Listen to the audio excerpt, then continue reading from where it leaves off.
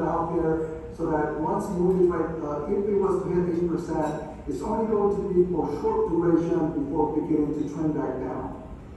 Now, another reason why we have higher mortgage rate is Washington is, in a sense, is out of control. The red line shows the tax revenue flowing into Washington. So on April 15th, you are sending that check over to Washington, the money coming in. But the blue line is all government spending, everything, Social Security payments, food stamps, national defense. In 2020, it was really hard because it was pandemic, a lot of pandemic-related spending. But we are out of the pandemic, yet government spending still remains very high. Consequently, we have this budget deficit. Adding up all the budget deficit, you have a record high national debt of $33 trillion. So one of the rating agencies in Washington or New York essentially downgraded America the Beautiful.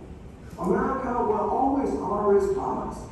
But one rating agency believes that maybe if you lend the money to the U.S. government, you may not get your money back.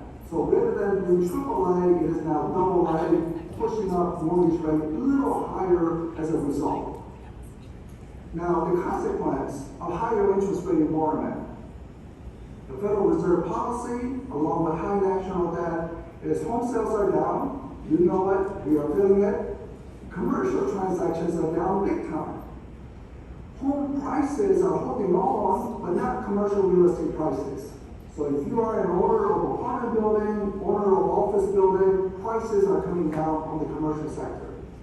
Community banks are suffering because of interest rate mismatch, along with some exposure to the commercial real estate lending, and also we have some economic slowdown.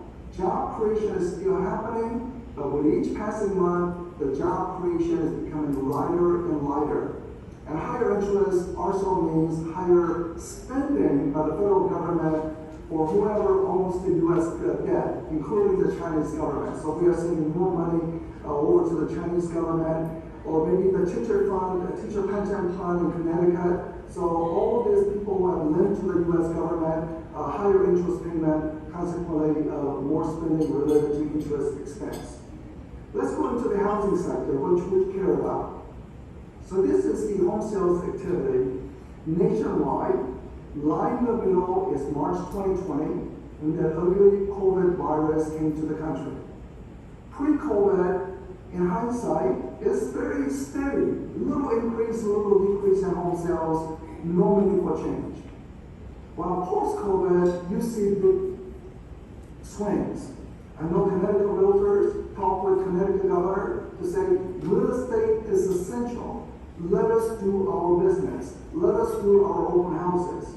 So some states were considered essential real estate activity, and once the lockdown finished, sales came back quite strongly. But other states, Pennsylvania being the key example, where they consider real estate as not essential, and realtors cannot do business for 2 months. Zero sales activity for 2 months in Pennsylvania. But Connecticut, there was once lockdown finished, real estate activity could conduct. And what you saw was not only low interest rate giving boost to home sales, but you saw many people from the big city. New York City, Boston, essentially wanted to get out of the big city.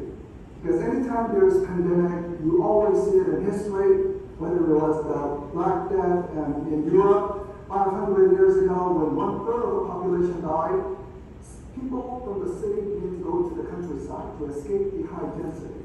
And so, consequently, people sought different shelter away from New York City, away from Boston, possibly going into your region in eastern Connecticut. So home sales got really boosted. Then from spring of last year, sales decline, as Federal Reserve raised interest rate. We tried to recover, but not anymore. It's again falling down again. About 20%, 23% down from 1 year ago. And in most regions across the country. This is on top of softer number last year. So last year was not beautiful. Last year was still a little bit of a struggle, but you are now 20% from last year's figures in terms of unit transaction. So this is the multiple listings transactions. But if you look at the builders, graph looks similar, except for one difference. Your current sales activity is actually above pre-COVID. In fact, if you were to look at the builder stock prices, Henry Homes, Lennar, Toll Brothers, their stock prices are up 50%, 60%, 70% from 1 year ago. So there is a bullish sentiment in the home builders. So why are the builders doing much better than the realtors in the current environment? And the answer is very simple. Inventory availability or lack thereof. For existing home inventory, it is simply not there. How can you do business? I spoke with one realtor here in New Hampshire who specializes in lakeside homes. He has a potential buyer who want to buy $1 million property along the lake. How many listings is there? And he said, according to the lake that he oversees or the area that he dominates, he said there is 0 listing on the lakefront. How many sales can you do? 0. If there are 0 listings, you can only do 0 transactions.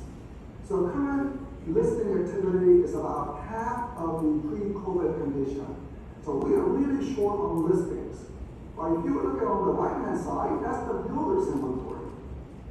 Builder standards, they can build those empty homes, create inventory, and by historical standards, they're at the more available on inventory, and consequently they can do the sales. This is why NAR is lobbying Congress to see what we can do to boost inventory.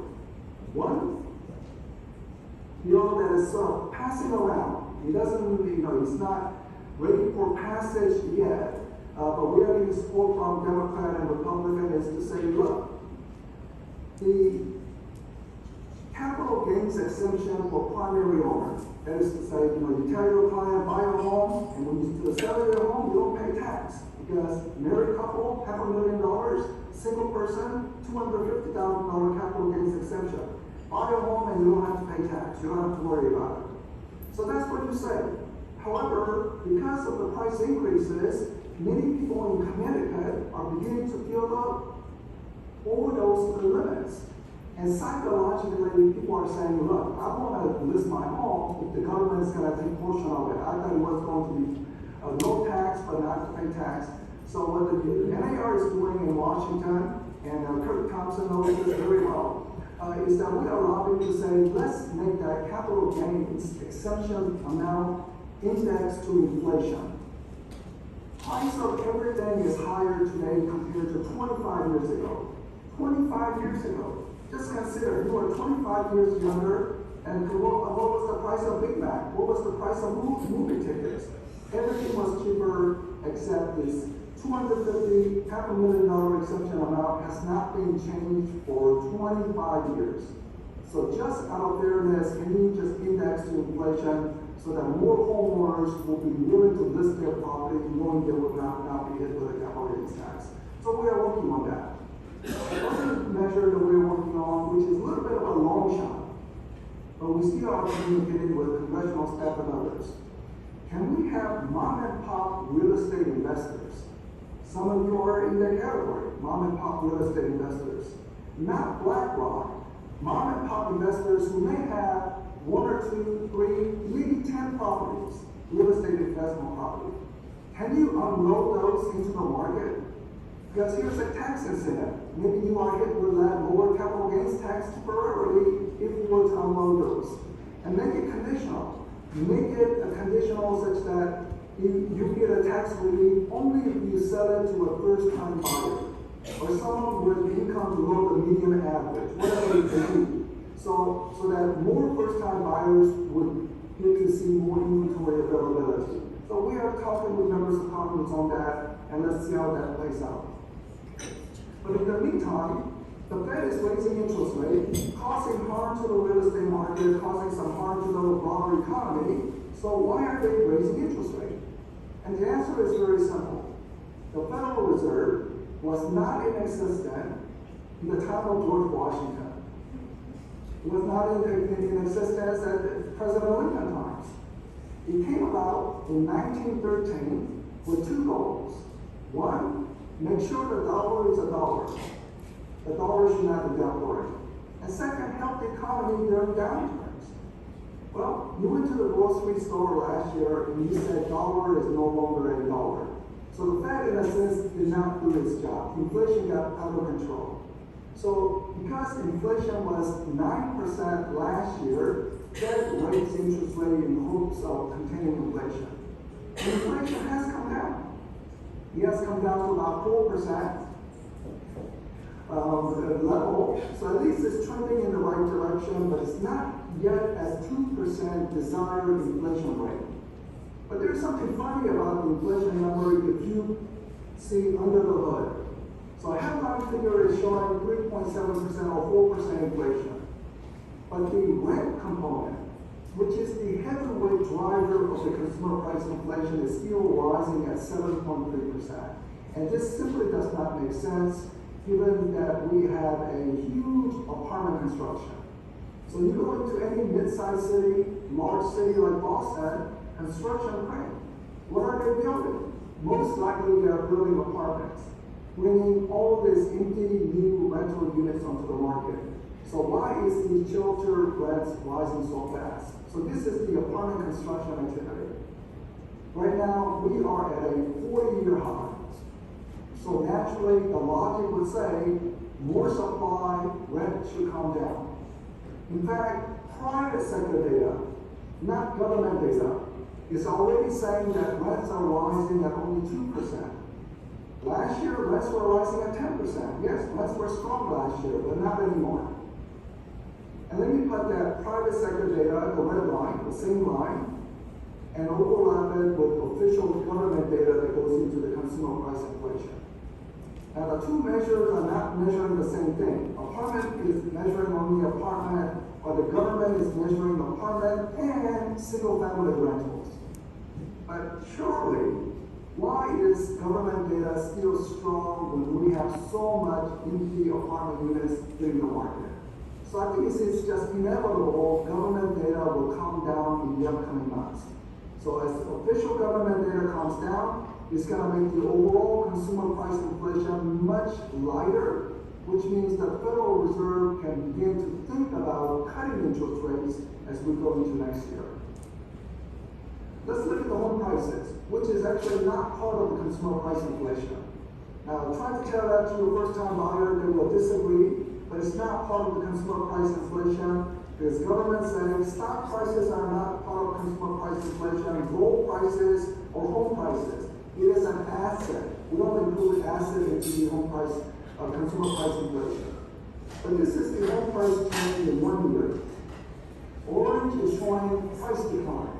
Price declines are happening out in the western states. But in Connecticut, prices are up 8% from 1 year ago on a repeat price index, which is to say a constant quality adjustment. Massachusetts prices are up 4.5%. Connecticut is doing better. So it's up 8%. Also consider this. How has the price changed in the past 3 years from the onset of COVID? Connecticut is up 45%. You may want to contact your past clients. Just say, how are you doing? Because homeowners are in a happy mood. They are very happy they bought a home with you. And you want to subconsciously remind them why we are happy. So that if they know a friend, business colleague, family members want to buy a real estate service, they can refer over to you. So business environment for the realtors has been tough, but your past clients are all happy. They're so happy they bought a home with you. They got a 45% price increase from the time that you provided that service. And this is the price change from year 2000 all the way to recent in the New London, Norwich region, which would cover the eastern Connecticut. So early part of the decade, there was price increases. The price decline that you see in the middle is subprime loans blowing up. Those risky, funny, temporarily adjustable rate mortgages all beginning to go up and you had a foreclosure crisis, so prices decline. Fortunately, this time, you have a price increase, but no subprime lending. So we have a quality mortgages, so you don't have to worry about the prices suddenly collapsing. In fact, you will say that there's multiple offers, and I think I saw the statistics on Eastern Connecticut Realtors Association website that typical homes are being sold above list price. So whatever list price is, closing price is a little above. So there is no indication of any price collapse happening given the limited inventory and multiple offers conditions. Now, there's more cash transaction. Cash buyers are not impacted by mortgage rate changes, so cashiers are still there and picking up larger percentage. And distressed property sales are almost non-existent. Some newcomers who may not know what a short sale is, well, you don't have to know, because there's very little of that. It's a huge headache, it's a mess. It happened during the foreclosure crisis in 2008, short sales. At this time, you don't even have to know what a short sale is. It's almost non-existent. Let me turn to the job market before going into the forecast and wrapping it up. So with each passing month, there's more jobs being added to the U.S. economy. So data begins right before COVID, the lockdown when people lost jobs, everyone at the hotel industry lost jobs. But with each passing month, more jobs, such that now we have 4 million more Americans working. State by state comparison, compared to pre-COVID, Connecticut is showing 0.5%. People in the back cannot say it. Connecticut is too small a state to put the numbers, so I'm going to say it one more time. 0.5% more jobs in Connecticut now compared to pre-COVID. Massachusetts doing a little better, 1.9% more jobs. New York is still down. They have not fully recovered the job losses. Vermont is still down. So the orange color, they're still negative. But if you see dark blue, like Florida, Texas, they are doing very well. Light blue, positive, but still, reasonable, but not that great. So Connecticut is in that territory of just little positive, but not great job creation. In fact, if you look at the job market condition in your local area from year 2000, it looks like the following. Back in year 2000, 130,000 local residents had jobs, payroll jobs that provided a steady income W-2 statement salary. Realtors are now W-2, but among those receiving W-2 statement salary, 130,000 local residents. But then it really did not change until COVID came and knocked those jobs away. Now you are trying to recover. Overall, Connecticut is positive. Maybe it's happening in the western Connecticut region, Norwalk region, Fairfield County, but you have not fully recovered in the New London, Norwich region. It's still a little bit lighter compared to before. So you may want to talk with some local politicians, why is that the case? But the job market, you are still not fully recovered compared to that. And also look at the long-term history. No job creation from year 2000 to current. I think Pfizer, which used to be there, moved over to across the state to Massachusetts. That's a big hit to the local economy. But you have to ask the question, maybe a question to the governor. Why are the companies not wanting to locate to Connecticut? Something that you may want to talk about, this is the job market condition. But let's go to the forecast and wrap it up. Not all forecasts are perfect. And in fact, I thought the mortgage rate would already be low, but it's not. But I think the mortgage rates are set to decline by early spring of next year. And the key reasons are threefold. One, rents will come down given so much apartment construction. Because whether the apartment construction is happening in Arizona or not, Federal Reserve will be looking at national rent data, not the local rent data, and rents will come down. So that will give a little room for the Federal Reserve to cut interest rates. Second point is, community banks are really suffering right now. And I don't think the Federal Reserve really wants to harm the community bank furthermore. Big banks are fine, but not community banks. So I think with each rate hike, it's causing more damage to community bank, and I don't think they want to continue to do this. The last point is something a little more technical, esoteric. Consider Veterans Affairs mortgage. It's government guarantee. FHA mortgage, government guarantee. Most mortgages by Bank of America or the local mortgage broker is sold to Fannie and Freddie. Those mortgages are government guaranteed. What does that government guarantee status mean? It means that for some reason the veteran is unable to pay the mortgage.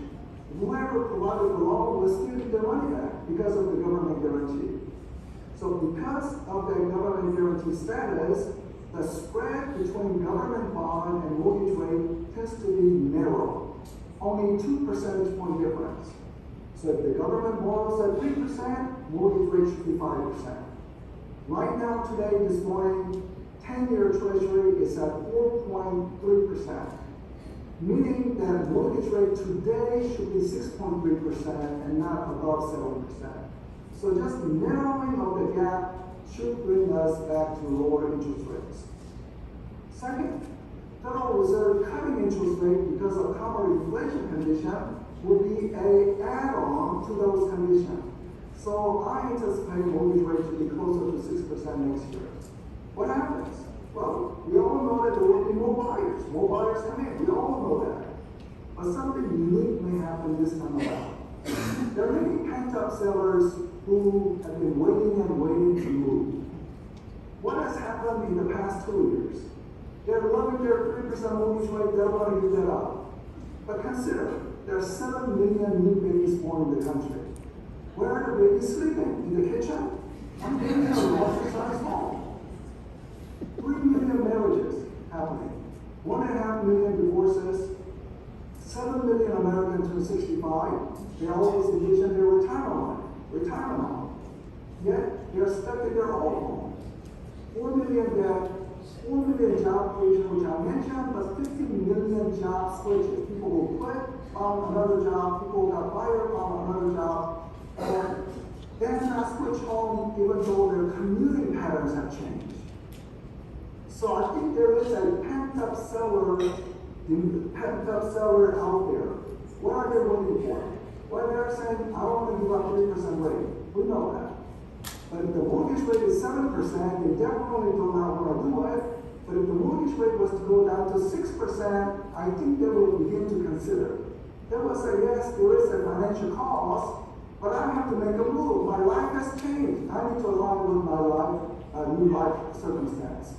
So what's going to happen in spring of next year is, if we have lower mortgage rates, which I think we will have more buyers. We know that. But also, we will have more sellers coming onto the market condition. So very unique condition. So my last slide is the following. This is home sales. Blue bar is the home builder sales. If you only focus on the blue bar, sales are actually larger this year compared to next year, and it will continue to grow.